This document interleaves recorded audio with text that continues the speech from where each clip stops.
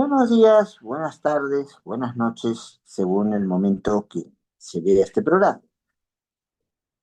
Sin duda, hay un tema que preocupa mucho a diferentes países y entre ellos el Perú. Ese tema es el del lavado de activos. El lavado de activos hoy significa una de las amenazas más serias para la estabilidad económica, para la gobernabilidad democrática y para el sostenimiento y desarrollo sostenible de los estados. En el caso peruano, lamentablemente estamos ante un delito que ha proliferado, sino que se puede decir incluso se ha entrelazado históricamente con actividades que son los delitos fuente de este lavado de activos, como el narcotráfico, una corrupción sistemática, la minería ilegal, la tala ilegal y en los últimos años con nuevas formas de criminalidad organizada vinculadas a lo que es un entorno digital y de la llamada inteligencia artificial. Estamos pues frente a un problema de polendas y además con comprensiones no siempre iguales. Es cierto que existe toda una institucionalidad eh, para hacerle frente, pero hasta qué punto esta institucionalidad ha hecho un trabajo efectivo. Es cierto, a nivel jurisdiccional, por ejemplo, hemos visto pronunciamientos en un sentido distinto de casos que tienen mucho parecido.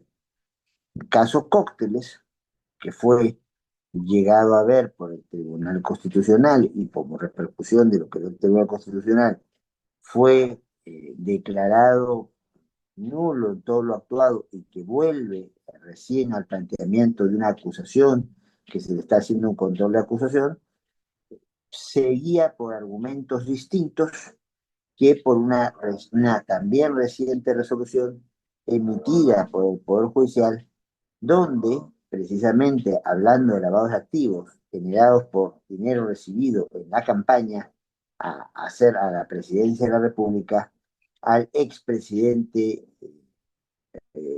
Ollantumala y a su esposa Nadine Heredia se les condena. Una condena que se planteó una apelación y que ha significado también la búsqueda de un asilo que ha sido concedido a la esposa del expresidente Humala, a la señora Heredia. Como podemos ver, es un tema complejo, es un tema de actualidad. Cuando estamos entonces ante una situación de lavado de activos, qué está previsto en el Perú para enfrentarla y cómo optamos frente a esta discrepancia de criterios jurisprudenciales para enfrentar en qué caso se ha dado lavado de activos como delito y en qué caso no. Dejo entonces planteado el tema para que cualquiera de los amigos y amigas del panel tomen la palabra y señalen lo que crean correspondiente. Sí, sí, doctor, gracias por el pase. Bueno, yo quería acotar que si bien es cierto, nos encontramos ante un problema que no solo afecta la integridad de nuestros procesos democráticos, sino también considero que pone en peligro el futuro de la política en el país. Tanto el financiamiento ilegal a estos partidos políticos, como en el caso que mencionó de los cócteles y el caso de Humala Heredia, creo que son claros ejemplos de cómo este tipo de financiamiento no solo abre la puerta a la corrupción, ¿no? Sino que también facilita la infiltración de dinero ilícito en la política, creando tal vez un escenario perfecto para poder lograr crímenes organizados como estos, donde este fenómeno, además de ser un atentado contra nuestra transparencia, también siento que socava mucho en la confianza ciudadana que tenemos, ¿no? Y bueno, creo que de este caso resalto puntos bastante interesantes, creo, para analizar, como la complejidad y la duración de estos procesos judiciales, que si bien creo que resalta una gran dificultad que enfrenta nuestro sistema de justicia peruano, pues creo que investigar y procesar los lavados de activos, sobre todo cuando estamos hablando de casos con redes transnacionales como Odebrecht, por ejemplo, creo que es impresionante pensar cómo estos juicios pueden extenderse durante tantos años y que en realidad ponen manifiesto que estos retos aún existen para nosotros y para nuestra justicia, que no resuelve los casos creo que en tiempos razonables, ¿no? Y bueno, casi para llegar a este análisis creo que es muy clave el elemento que han añadido los colaboradores eficaces, porque en el caso de los cócteles, por ejemplo, contamos con la colaboración aproximada de 16 testigos aproximadamente, que creo que fueron muy importantes para el avance del caso. Y en el caso de Humal Heredia, el aporte de Jorge Barata y Marcelo Odebrecht también se convirtieron en piezas claves, creo, en este caso, y bueno, creo que no podemos pasar por alto el debate que ha surgido sobre la prisión preventiva y el debido proceso. Creo que especialmente en el caso de Humala y Heredia, el tribunal hace un hincapié de la imposición de esta medida que debe ir acompañada de un análisis exhaustivo, tal vez de pruebas, ¿no? Hay cosas muy interesantes, Meli, en lo que has señalado. Hay que también conversar sobre algunas de ellas con mayor detalle. No quisiera acaparar, porque incluso se ha hecho mención a una sentencia en la cual tuve parte dentro cuando era miembro del tribunal. No sé qué van opinando nuestros colegas. Allí está, veo a Franco, veo a nuestro amigo Luyo, no sé cuál de los dos quiera intervenir primero.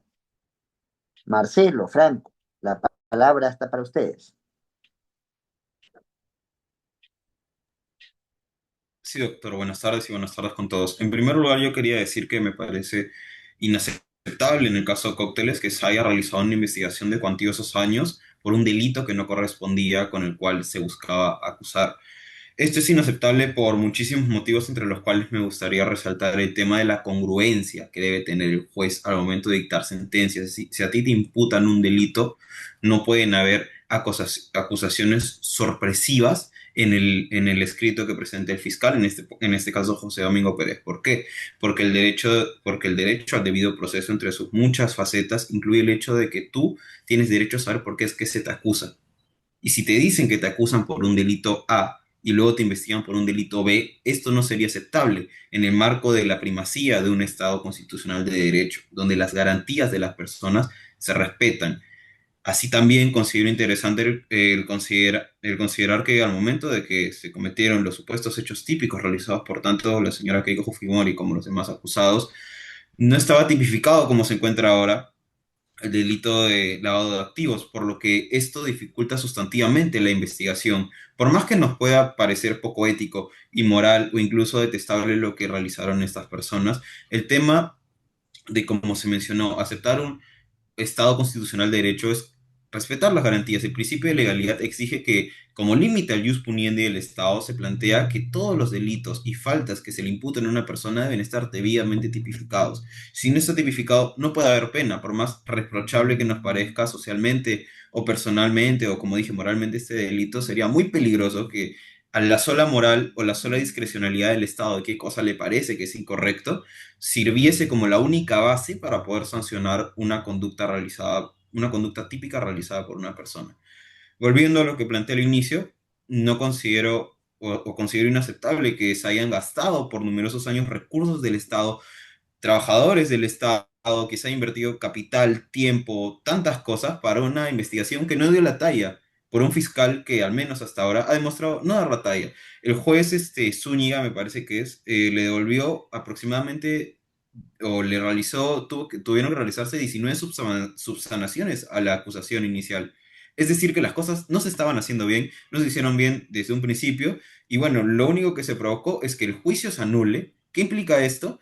No implica que Keiko Fujimori ha sido absuelta ni que ha sido condenada, sino simplemente que se tiene que volver a investigar todo, se tiene que volver a la etapa inicial, es decir, a 2018, y todo el capital y el tiempo que mencioné que se gastó no nos lo va a devolver nadie. En el caso de Ollantumala, considero que las cosas han sido bastante distintas porque al menos ya se llegó la investigación fue llevada de una forma mucho más eficiente, entre comillas, ¿no? Eficiente para nuestro sistema, que es que se demoren muchísimos años, pero al menos se ha conseguido una condena tanto para el señor Humala como para el señor Aladín, para su hermano, entre demás acusados. No obstante, considero que tan válida o qué tan vigente es un sistema de justicia en el cual tú simplemente puedes escapar de la ley, puedes pedir un asilo político, ya no estás en el país, te protegen una serie de tratados y ya está. Tú realizaste el hecho típico y cumpliste con lo que dije, el principio de legalidad, se aplicó el debido proceso, todo, y simplemente tú decides que la ley no se aplica para ti. Entonces considero que este es un interrogante muy interesante, una vez más, que plantearse en la vigencia de un Estado constitucional de derecho. Bueno, Marcelo, ¿Qué tal? Buenas tardes. Bueno, ¿qué se podría decir ante el problema general que creo que han mencionado ambos de mis colegas aquí presentes, que son, creo yo, se pueden sintetizar en intentar conciliar dos conceptos que aunque en la teoría parecen verdaderamente aplicables, complementarios y necesarios para establecer y construir un Estado constitucional de derechos, al final terminan siendo muchas veces materia de complicación más que de auxilio para poder perseguir el delito, principalmente cuando se trata de situaciones tan complicadas como es el lavado de activos, y mucho más, como decía Ximena, cuando tenemos que el delito se está produciendo en un momento o incluso en un ambiente que es altamente democrático, como es en general todo lo que tiene que ver con política, gobierno, candidatura, elecciones, ¿no? Financiamiento detrás de campañas, como pasó con el caso Humal Heredia, ¿no? Y cuando tenemos también, como decía Franco, pues acusaciones que verdaderamente son deficientes en algunos casos, ¿no? O sea, no están bien estructuradas, faltan pruebas, se les tiene que pedir que vuelvan a formular la acusación, y claro, eso genera bastantes costos y toma bastante tiempo, ¿no? Y he aquí el problema también que creo se ve más en el caso Humal Heredia, que es cómo conciliar lo que para nosotros nos parecería moralmente reprochable, ¿no? Con lo que las normas imperativas y las normas con rango constitucional nos indican que tenemos que hacer. Justo en este programa hubo un episodio dedicado al caso Humal Heredia, ¿no? Y surgió este debate, ¿no? Que era en el cual, bueno, tenemos tratados que uno interpretándolos podría decir que la señora Heredia efectivamente hizo ejercicio legítimo de sus derechos. Y la pregunta que se hacía siempre es, ya, pero ¿ha quedado impune? ¿O cómo podríamos hacer para que la señora venga a cumplir su pena? Es un tema complicado. ¿Por qué? Porque justamente estamos en un Estado constitucional de derecho y dicho sea de paso, muchas de las normas, como los tratados internacionales, surgen en contextos en los cuales hay a veces mucha persecución política y cuando pasan bastantes años y se aplican a casos distintos, en otro contexto, cuando ya han pasado diferentes situaciones, su aplicación nos puede a nosotros resultar un poco ajena a nuestra moral y que pareciera respaldar la impunidad, pero lamentablemente son las normas que tenemos y que por ahora armar un debate para regresar, por ejemplo, la señora Heredia del Perú que cumple su pena es algo complicado. O sea, bien por eso creo que Franco hacía la distinción entre moral, lo que nos parece reprochable, ¿no? Y lo que por ahora las normas nos están indicando, ¿no? Y por otro lado, regresando a lo que decía Ximena, me parece que la celeridad en los procesos se ve bastante influida por lo que se había mencionado de la acusación en el caso Cócteles, que verdaderamente ha tomado más tiempo, ha tomado más esfuerzo, más gastos, por las deficiencias que tenía cuando se presentaba la acusación. Hace solo unas pocas horas el Poder Judicial se volvió a pronunciar debido a la acusación, diciendo que pasaba a fase de control. Y por otro lado, tenemos de que esta celeridad tan esperada, obviamente, yo creo que no es posible, ¿no? Humanamente posible, ¿no? Que se realice si uno se da cuenta que también que en estos procesos la acumulación de pruebas y la formulación de acusaciones es algo complicado debido a toda la información que hay que recepcionar y también porque las pruebas en este tipo de casos tan que implican bastante trabajo y bastante cautela por parte de los imputados, no, no es tan fácil investigarlos, no es tan fácil acceder a su información porque hasta cierto punto, el iter crímenes, por lo menos en la teoría clásica, siempre nos ha planteado de que hay una fase de preparación antes de la ejecución del delito y muchas veces esta preparación toma bastantes años y ellos están previendo más o menos cómo ocultar alguna información relevante para obviamente no quedar tras las rejas, ¿no? Y he aquí que considero que está la complejidad de investigar este tipo de casos, ¿no? No solo en la presentación de acusaciones deficientes, sino también en que constantemente cuando se investiga pueden salir nuevos datos, ¿no? O también tenemos jueces que analizan de una manera distinta lo que les llega, ¿no? A la sede jurisdiccional. Y he ahí creo que la razón principal por la cual el juez, por más competente que sea, por más hábil que sea, por más crítico que sea, se encuentra siempre con casos que son muy difíciles de analizar debido a la gran cantidad de tiempo y pruebas que se necesitan para poder estructurar no solo una buena demanda, sino principalmente un pronunciamiento que tenga que ver y sea coherente con los estándares que se le pide a un juez cumplir y que verdaderamente haya proporcionalidad en la pena y que se ejecute, que claramente en algunos de estos casos no ha sucedido como lo esperábamos. Bueno, a ver, algunas acotaciones. Es muy común escuchar que se habla de Estado constitucional de derecho. En realidad, el derecho, entendido como ordenamiento jurídico, tiene como su elemento base a nivel de cada Estado a la Constitución. No es necesario hablar de Estado constitucional de derecho. Con Estado constitucional basta. Segundo asunto, eh, antes de entrar al tema jurisdiccional, que creo que está, las situaciones de los diferentes procesos son distintas, uno es el caso que podríamos mencionar de Susana Villarán, donde sí hay elementos que nos llevan a pensar que hubo un cohecho, hubo un soborno para poder sostener una campaña que evitase la revocatoria de la señora Villarán como alcaldesa y que el trágico final de su gerente municipal no significa que haya acabado el proceso, porque precisamente para plantear la acusación que va a ser controlada, ha tenido que pedirse testimonio a alguien que incluso intentaba desesperadamente ser colaborador eficaz. O sea que ya ha dicho algunas cosas que no se pueden desconocer.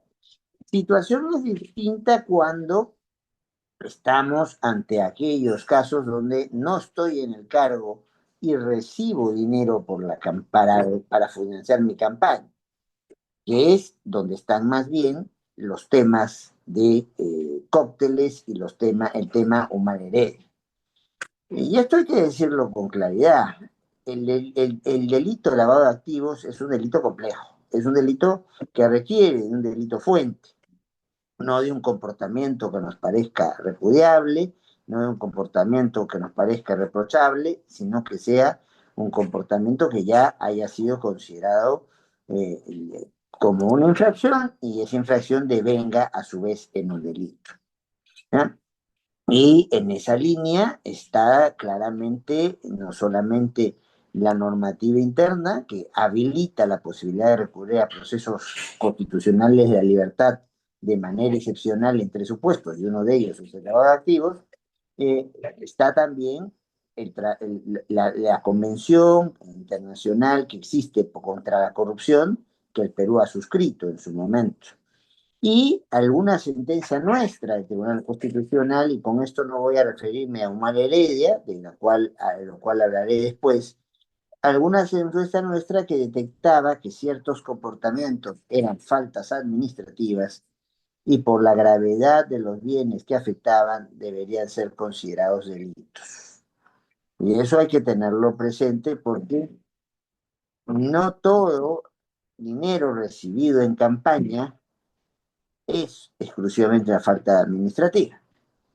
Si hoy se recibiera dinero en campaña sin ser registrado, no habría duda alguna que es un delito.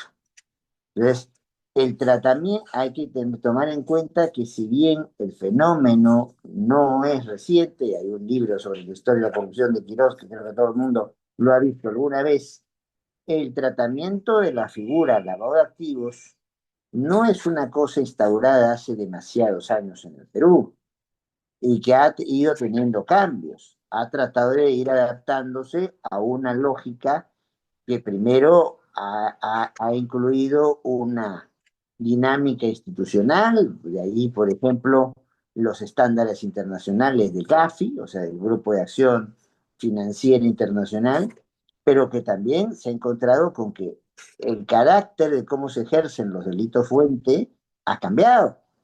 Ha cambiado porque hay tecnología que se usa. Ha cambiado porque incluso se trabaja ahora con la inteligencia artificial. Con lo cual, los mecanismos para enfrentar a una situación criminalizada ya no son los mismos. Y los baremos que se les están exigiendo tanto al Ministerio Público como al Poder Judicial, y también allí deberíamos pensar en la Superintendencia de Bancos y Seguros, y también tener en cuenta que hay muchas acumulaciones de dinero que no vienen por mecanismos formales, sino que más bien son obtenidos por minería ilegal, que en este momento maneja 3 veces más dinero que el narcotráfico en el Perú. Entonces, hay varias cosas que creo que todavía son caminos por andar y por precisar. Por último, ni Humala Heredia, cuando se discutió la prisión preventiva, criterio que en el caso de Yoshiyama, la actual composición del tribunal ha cambiado, pero en ninguna de los dos casos, entonces no estamos hablando de precedentes, sino de sentencias, y tanto es así que al no tener carácter de precedente, el Poder Judicial no se ha sentido obligado por Yoshiyama y sigue aplicando básicamente las pautas de Humala Heredia para la previsión preventiva, que son muy similares a una casación que en su momento resolvió la Corte Suprema. El aspecto ya entonces, de hablar sobre la prisión preventiva, entonces ha tenido sus cambios, y ojo que la prisión preventiva siempre será última ratio, pero no es última ratio solamente para los delitos de lavado de activos, sino para otros delitos. Por lo cual, la mirada del tema tiene que ser completa. Hay una perspectiva sobre la pena, y no todos los delitos que se cometan están en una perspectiva de ser sancionados por la cantidad de años que puede ser sancionado la de activos, o la que permite justificar una prisión preventiva. Hay que tenerlo eso en cuenta. Y lo último que en esta intervención quería resaltar es: siempre estamos mirando el funcionamiento de la estrategia anticorrupción básicamente como si fuera una responsabilidad de jueces, juezas y fiscales. Sin embargo, cuando vamos al espacio convencional, la principal preocupación no va allí. La principal preocupación va en facilitarle el escenario a los jueces, juezas y fiscales, en establecer que quienes controlan si se cayó en la situación desde situaciones de delito fuente que justifiquen el lavado de activos, no son por especialidad, ni por la reducción de tiempo, ni por la pobre ratio que hay de jueces, juezas y fiscales en el país para plantear los casos, no son estas instituciones las llamadas a ser las únicas y ni siquiera las principales para la prevención de los. Entonces, hay que preguntarse qué ha pasado con esta comisión ejecutiva multisectorial, que de algún tiempo, creada bajo la conducción del Ministerio de Justicia, que se fundó con grandes bombos y platillos. Se habló de una política nacional para enfrentar lavado de activos y terrorismo al 2030, eh, y que ha sido aprobada en este año. ¿Qué se ha hecho al respecto? Porque yo he sido juez, no del Poder Judicial, pero del Tribunal Constitucional, y no me hago teniendo el tiempo ni las habilidades suficientes para estar descubriendo cuáles son los espacios que justificarían un lavado de activos con facilidad. Entonces, se está realmente estableciendo un circuito, un sistema, o se está confiando en que los jueces, cuando puedan o cuando quieran, movilicen estos casos, las juezas, los fiscales, y eh, criticando a fiscales que pueden ser activistas o incluso abusivos, depende de la perspectiva de cada quien, y cómo se está facilitando el trabajo. realmente hay una maquinaria y hay coordinaciones sostenidas para poder justificar lo que se dice, o lo estamos tirando todo para que lo investigue el Ministerio Público sin cantidad de personal suficiente, sin logística suficiente, y después nos quejamos que los casos duren 8 o 10 años. No olvidar que plazo razonable no es igual que plazo legal. Plazo razonable por criterio establecido primero por el Tribunal Europeo de Derechos Humanos y seguida esa línea por la Corte Interamericana implica evaluar la complejidad del caso, implica evaluar el comportamiento de las partes, implica evaluar el comportamiento de las autoridades. O sea, un caso puede rebasar el plazo legal y por eso no deja de ser un plazo razonable. ¿Y en qué condiciones trabajan nuestras autoridades para obtener la información que nos permita decir que estamos ante un lavado de activos o no? Lo dejo como pregunta suelta para ver quién quiere contestarlo.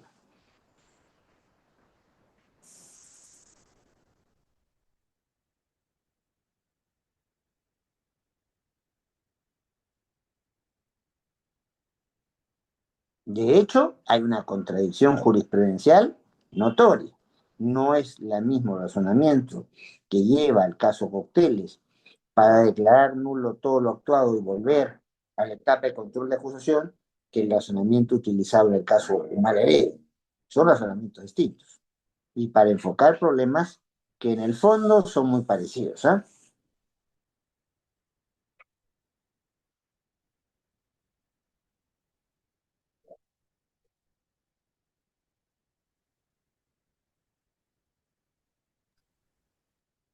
Doctor, Uy, yo quisiera regresar a algo que usted mencionó y es el tema del plazo razonable y el plazo legal, que creo que es un tema puntual que quisiera tocar, y es de que creo de que justamente cuando se da la confusión entre ambos, uno llega a lanzar juicios apresurados muchas veces respecto a cómo es de que la justicia está llevando el análisis de los casos, cómo está llevando los procesos, y que esto se relaciona también con lo que usted mencionaba respecto a si verdaderamente se está intentando hacer un tipo de estrategia por parte de los órganos jurisdiccionales para, digámoslo así, delegar de una manera muy sotoboche al Ministerio Público todo lo que concierne a investigación para ellos tomar solamente las riendas de lo que ellos pueden analizar de las pruebas. Es un tema que me parece complicado y le manifiesto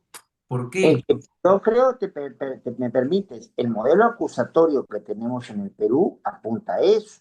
El asunto está bien, el Ministerio Público es el director de la investigación, pero hasta qué punto ciertas instituciones que están mejor dotadas para saber si se han incurrido con delitos como la extorsión, entonces, o delitos como el cohecho, entonces, y verlos en qué contexto se han dado, elementos, por ejemplo, como que son transversales, como el género, la transparencia, la interculturalidad, son tomados en cuenta o por gente que esté especializada.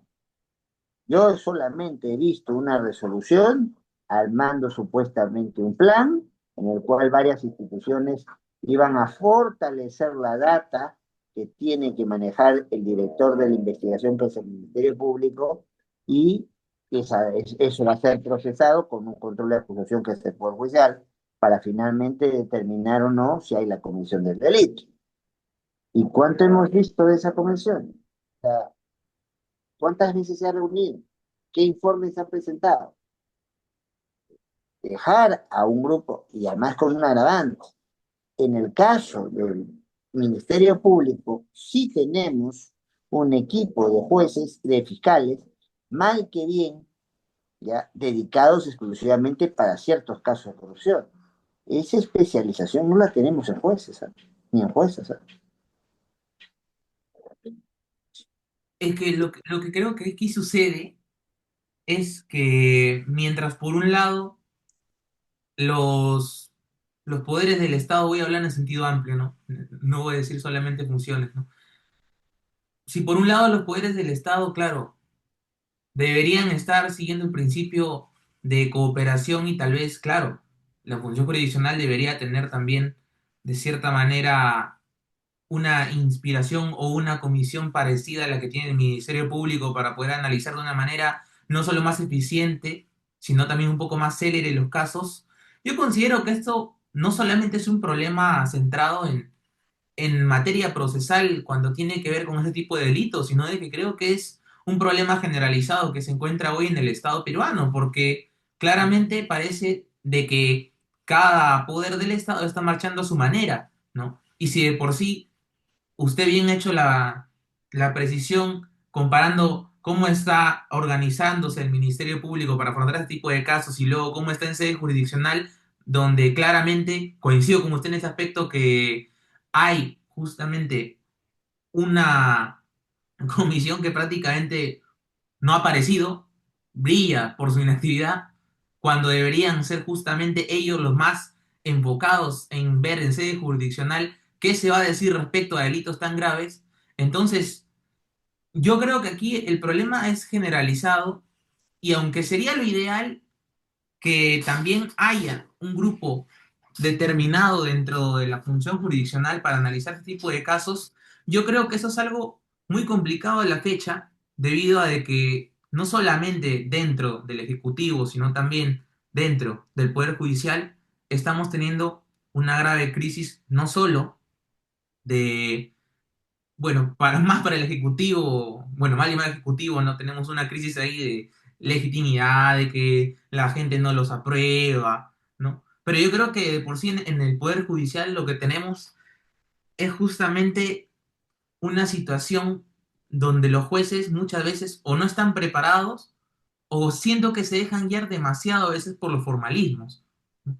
Y eso es complicado cuando la formación de por sí de que los jueces muchas veces reciben, ¿no? En general a nivel nacional, no está bien estructurada al punto que los hacen muchas veces, porque se llega a leer en bastantes sentencias, simplemente repetir normas y que aplicando esas normas las pongan en una sentencia y así ya se resolvió un caso, a partir de una subsunción. Y yo creo que este problema en general, aunque de manera ideal podríamos pensar de que en algún momento el Poder Judicial va a poder tener este grupo especial actuando para poder enfocarse en ese tipo de delitos, yo creo que el problema va más allá. O sea, para poder constituir un Poder Judicial totalmente eficiente y que analice de una manera más célere y efectiva este tipo de casos, yo creo que el tema va incluso mucho más atrás y es el cómo es que se están formando estos jueces y donde claramente también en el Poder Judicial tenemos gente que tal vez no sabe hacer al 100% bien cómo afrontar los casos que le llegan, cómo resolverlos y cómo hacer un razonamiento jurídico básico, ¿no? O sea, tenemos gente muy buena, muy competente, pero también tenemos algunos otros jueces y fiscales que manifiestan, como se dijo al inicio por parte de Franco, de que ni siquiera se sabe plantearse bien cómo hacer una acusación que luego tiene que ser regresada y decirle, no, tienes que corregir esta serie de pasos, ¿no? O sea, yo creo que de por sí es el problema institucional generalizado dentro del Poder Judicial el que nos ocasiona de que luego tengamos que analizar este tipo de casos. Y la solución, claro, me parece excelente de que debiera haber un grupo especializado dentro del Poder Judicial para analizar delitos como el lavado de activos, como cohecho, pero lamentablemente creo de que es expresión clara de una crisis institucional que de por sí es lo que se viene viviendo en el Perú desde hace bastantes décadas. Yo no quiero acaparar, pero tengo ahí algunas cosas que precisar. Pero a ver, ¿cómo andamos con nuestros dos compañeros de sesión? Sí, pero sí, yo estoy de acuerdo con lo que dijo Marcelo, pero me quería centrar más en la parte que mencionó usted de la investigación. A ver, para que se pruebe que existió lavado de activos se necesitan principalmente de dos cosas. Primero, el fiscal tiene que investigar si y probar que efectivamente el dinero recibido es de origen ilícito. Esto de por sí ya sería suficiente para acaparar un proceso penal completo, porque tiene que, como dije, seguir un proceso y cumplir con las garantías que ya he mencionado previamente y demostrar fidedignamente, realmente, que este dinero o que razonablemente ese dinero es de origen ilícito. ¿Por qué esto es complicado? Porque como todos sabemos, o en nuestro sistema rige el principio de presunción de inocencia. ¿Qué significa esto? Que hasta que no se pruebe que tú has cometido el hecho, tú vas a seguir siendo inocente para el sistema. ¿Por qué? Porque lo contrario sería versar sobre un sistema inquisitivo en el cual todos seamos culpables y tengamos que demostrar que somos inocentes a pesar de la gran disparidad que existe entre la persona y el Estado. Así también, luego de demostrar que el dinero es de origen ilícito, se tiene que demostrar que la persona conocía que era de origen ilícito. Claramente, cuando investigan a Keiko, a Ollanta, o al político, o al funcionario que fuera, te va a decir, no, yo no sabía que era de origen ilícito. Yo creía que me estaba financiando, un benefactor, o sea, básicamente no vinieron a dejarme el dinero con rifles, con fusiles, no. Simplemente vinieron personas y me dieron el dinero. Yo no sabía que era ilícito. Entonces, ahora el fiscal, luego de haber probado lo que mencioné previamente, tiene que probar que la persona conocía que el dinero era listo. Bueno, realmente no lo tiene que probar. Si nos ponemos más exquisitos con la terminología, lo que tendría que hacer es imputar, ya que este delito es netamente doloso. Como parte de su configuración, se puede denotar, dilucidar, asumir que tiene que ser doloso. El sujeto tiene que conocer que el dinero provenía de origen ilícito. Pero ¿cómo podemos saber qué le pasaba por la cabeza a Keiko o Yanta, a o al político o a Keiko, o al político que se investiga, como mencioné previamente, que realmente en su cabeza ellos sabían que era de origen ilícito el dinero? No se puede hacer ello. Por ello, se tiene que imputarles el doble, es decir, que bajo los preceptos que se tiene en el caso en concreto, se les puede aplicar o se puede suponer que ellos tenían el conocimiento de que efectivamente ese dinero era de origen ilícito. Y luego de probar esos dos puntos, recién se podría empezar a plantear, a ver, se cumple el extremo inferior o superior de la pena, se ocasionó este o el otro daño, es por esta cantidad de dinero, la afectación al Estado, al funcionamiento al funcionamiento del Estado es este, porque claro, el agraviado principal en este tipo de delitos viene a ser el Estado. Entonces, luego de todo eso, recién se puede llevar a cabo el proceso. Todo esto debería ser, sí, debería investigarse en la etapa previa. Evidentemente, José Domingo Pérez no hizo esto, y por ello es que el juicio se declaró nulo por unanimidad. Además, no es que algún magistrado tuvo alguna duda con la nulidad del proceso, no. Ninguno dudó y se declaró nulo y nadie nos va a devolver los recursos, como mencioné previamente, ni los recursos ni el tiempo que hemos perdido. Y es por la configuración tan especial que tiene el delito, netamente doloso. Se tiene que probar no solamente el delito en sí, sino que previamente el dinero había tenido un origen ilícito, etcétera. Es que se demoran tanto tiempo estos procesos. Y además, por como mencionó Mel, porque hay una cantidad bastante grande de testigos. Y al tener tantos testigos es muy probable que alguno se retracte, que alguno cambie su versión, que alguno ya no quiera seguir con el proceso. Y todo esto tiene que ser considerado por el equipo bueno, el equipo de Lavajato en este caso, que tuvo que seguir el proceso, como dije, no de una forma muy eficiente. Él, Sí, profesor. Doctor. En este caso, creo que también me gustaría resaltar un punto que usted mencionó relacionado a la prisión preventiva, que considero que este concepto de usarlo en última ratio es esencial, pero como también indicó, creo que la aplicación en la práctica no siempre sigue este principio. Casos como el de Humala y Heredia creo que dejan en claro que esta aplicación de la prisión preventiva puede ser un poco más flexible de lo que puede dictar la ley muchas veces, ¿no?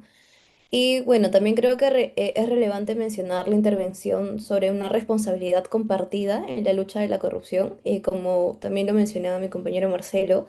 Es cierto que el Poder Judicial creo que no puede encargarse de todo, o bueno, no puede recaer todo el peso en esta, pero creo que necesitamos una estrategia tal vez de anticorrupción un poco más integral, que involucre diversos actores como tal vez el Ministerio Público, entidades de supervisión, tal vez bancos o aseguradoras, que tal vez hagan que este enfoque multidimensional pueda ser un poco más efectivo en ello. Y bueno, solo acotar que como último dato, que bueno, el fiscal Domingo Pérez, que fue miembro en este caso, del equipo especial de Lavallato en el Ministerio Público, que bueno, presentó una nueva acusación, creo, contra Keiko Fujimori en el marco del caso de los cócteles, de los delitos imputados que incluían este tipo de lavado de activos y agravados en la organización criminal y una falta de, tal vez, declaración en el proceso administrativo y una falsedad genérica, ¿no? Que creo que considera y agrava bastante a nuestro Estado peruano. yo comenzaría por algo de lo último que ha dicho Mel. Es que en realidad, eh, Muchas veces se dice que muchas manos en el plato causan arrebato, pero estamos hablando de un problema, cuando hablamos de lavado de activos, multidimensional. De entrada, requerimos un delito fuente. Acreditamos el delito fuente y vamos a ver la articulación con el delito fuente para caer si estamos en una situación ilícita o no. Y esto tiene una estructura diseñada en el papel que no está funcionando. La, lo primero que se planteó, y desde hace muchos años, es la existencia de la UIF, la Unidad de Inteligencia Financiera, que es la que tiene que hacer el trabajo técnico, que es la que tiene que hacer el análisis, un grupo de gente que hace el análisis financiero, que recibe los reportes de operaciones sospechosas y que deriva los indicios que considera razonables al Ministerio Público. ¿Cuánto está haciendo la UIF de ese trabajo? Dos, eh, la comisión de la cual hice mención, que es multisectorial, acreditada en una resolución de este año, no depende del Poder Judicial ni del Ministerio Público, que también le integra. La comisión depende del Ministerio de Justicia y Derechos Humanos. Entonces, ¿por qué? Porque es lógico, o sea, el Ministerio de Justicia es aquel espacio dentro de los gobiernos que debe facilitar las condiciones para el buen funcionamiento de la impartición de justicia. Entonces, si alguien tiene que conseguir los recursos humanos, los recursos económicos, los recursos logísticos, viene del Ministerio de Justicia. Son, digamos, los encargados de la relación más directa con quien resuelve los casos o quien investiga para ver si hay lugar a un proceso penal o no. Entonces, siento que en el Perú le estamos cargando mucho las manos a los jueces, a las juezas, a los fiscales, asumiendo que ellos son los únicos responsables de armar el caso y dejándolos solos en esto. Entonces, tenemos jueces o tenemos fiscales o tenemos juezas que ya no son activistas, sino hiperactivistas y caen en el abuso. Tenemos jueces, juezas y fiscales que pueden tener muy buena intención, pero no saben justificar sus casos, ¿ya? Porque precisamente lo que está previsto es que hay un grupo de gente especializada en esta tarea que no son ellos, que no le está funcionando ni los insumos, ni cumpliendo con el diseño de lo que reclamaban medios de intervención, una política nacional de prevención y lucha contra el lavado de activos y el financiamiento de actividades de crimen organizado. Eso no funciona. Entonces, el caso, lo que está pasando hoy en la práctica, y es doloroso decirlo, los informes de UIF, si llegan, no parecen ser ni tan completos ni tan contundentes, y allí tenemos fiscales más o menos preparados, más o menos disparados, que se van metiendo a hablar, a acusar sobre el tema, y a veces se encuentran con juezas que no les dejan avanzar mucho en desorden, y hay a veces jueces y juezas en una situación que no es comprensible. Yo entiendo que el plazo razonable no es igual al plazo legal, pero ya parece extraño que a alguien le corrijan 19 veces la acusación que está planteando, ¿ya? Entonces, eso significa o que hay mala fe a la hora de acusar, o que no hay un debido apoyo de quienes tienen las herramientas técnicas que permitan formular una acusación de nivel. Siento que hay más de lo segundo que de lo primero. Siento que seguimos pensando que el problema de enfrentar el lavado de activos es un problema de jueces, juezas y fiscales. Y el juez, la jueza, el fiscal, no está preparado, pues, ni aquí ni en ninguna parte, está preparado para directamente hacer estudios de estados financieros, para poder detectar desbalances patrimoniales, para poder hacer el corredeo del follow the money, la ruta del dinero, ¿ya? Eso en todas partes del mundo, miremos cómo han enfrentado los mismos brasileños a Lavajato, ¿ya? En todas partes del mundo, eso no lo hace un juez, eso no lo hace un fiscal, eso lo hacen otros funcionarios que reportan al fiscal, a la fiscal, para que a su vez allí venga la acusación y venga después la evaluación del juez. Acá creemos que el fiscal de la noche a la mañana es policía, es técnico en finanzas, es un especialista en, cómo, en las rutas del dinero y que tiene que construir casi de ciencia infusa estas cuestiones y los jueces, pues, al evaluar, hacer control de acusaciones y a seguir el proceso, pues lo mismo. Y así no vamos a ningún parte. Y vamos a ir peor, me temo, porque ahora ya no es la persona que esconde su cuenta en un paraíso fiscal como Andorra, por mencionar algún país, sino es quien usa los elementos de la tecnología e incluso los diferentes tipos de la llamada inteligencia artificial.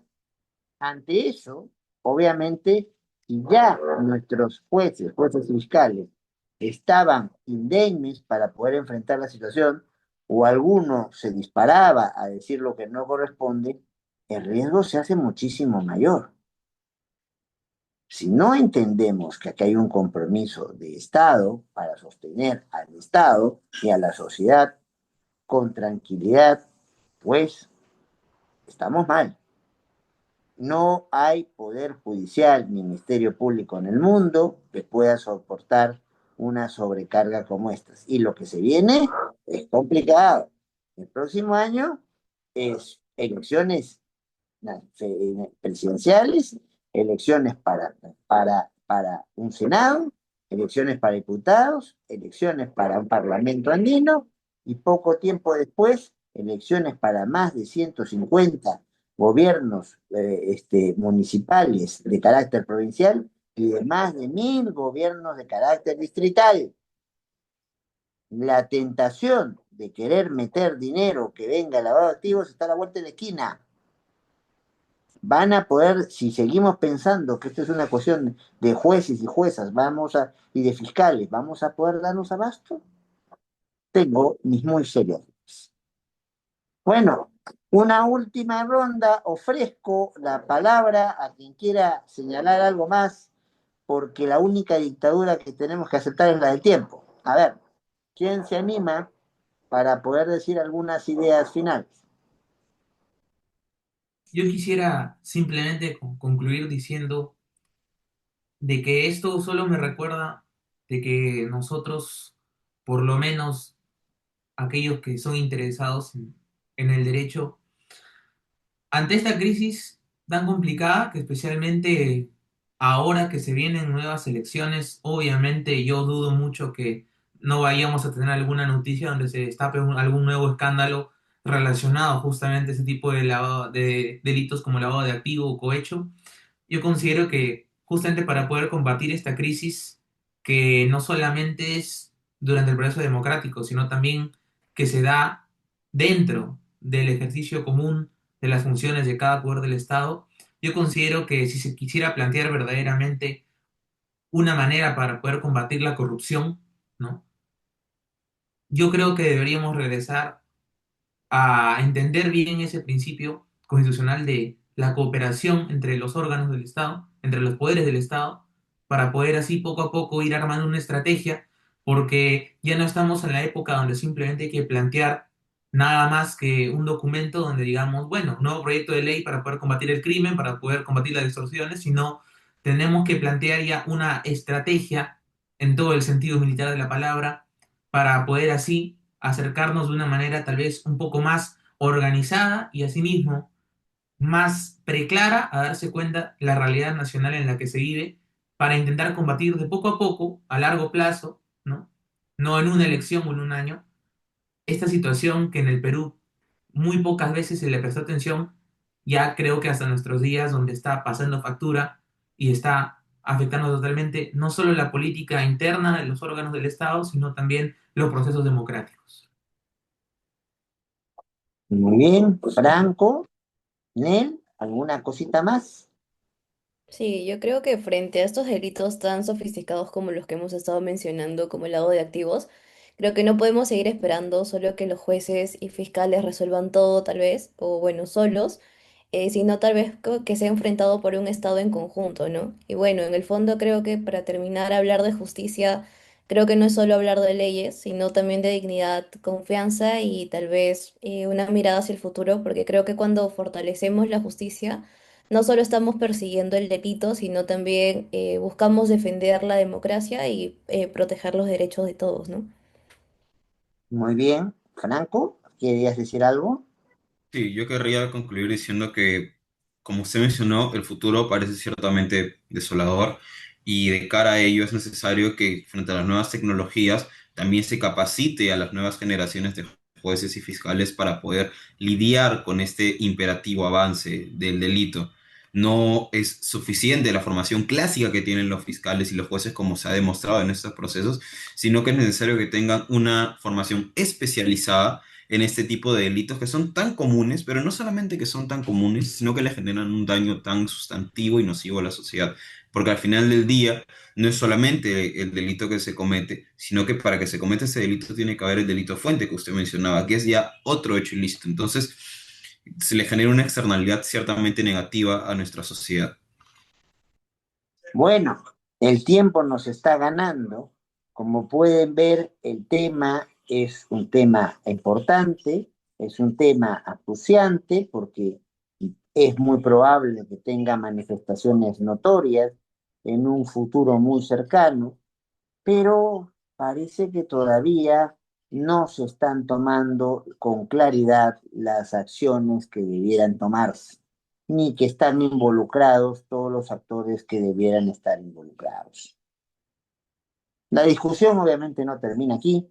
Dejamos planteados puntos de vista que tienen, como se ven, matices, porque el problema no es un problema de fácil desarrollo ni de fácil solución, pero creemos haber cumplido por lo menos para poner justo ahora, como en otras ocasiones y en otras materias que hemos tocado, algunos aspectos que pueden servir para la reflexión, para el análisis y lo más importante, para la acción concreta a enfrentar los problemas que ya existen y que no podemos soslayarlos. Un fuerte abrazo para todos y todas. Buenos días, buenas tardes, buenas noches, según el momento en que se escuche y se vea este programa.